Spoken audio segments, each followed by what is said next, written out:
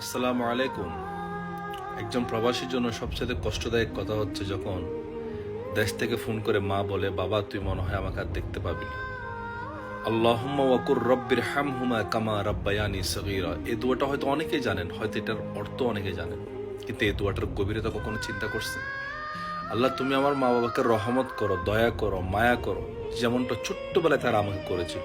আল্লাহ, ছোট্টবেলায় আমি অসহায় ছিলাম, আমি দুর্বল ছিলাম, আমি খাইতে জানতাম না, তারা আমাকে খাওয়া শিখিয়েছে। আমি কথা বলতে জানতাম না, তারা আমাকে কথা বলা শিখিয়েছে। আল্লাহ, আমি পড়তে জানতাম না, তারা আমাকে পড়ালেখা শিখিয়েছে। আল্লাহ, আমি কাপড় পরতে জানতাম না, তারা আমাকে কাপড় পরা শিখিয়েছে।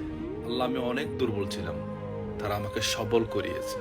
এই যে তারা আমার প্রতি দয়া করেছে, এহসান করেছে, চাইলে আমাকে ছোট্টবেলায় মেরে ফেলতে পারতো, ঠিক সেভাবে আজকে তারা বৃদ্ধ, তুমি তাদেরকে দয়া করো, এহসান করো। আল্লাহ পৃথিবীর সমস্ত মা বাবাকে ভালো রাখুক, যারা আছেন তাদের হায়াতের মধ্যে বরকত দিন।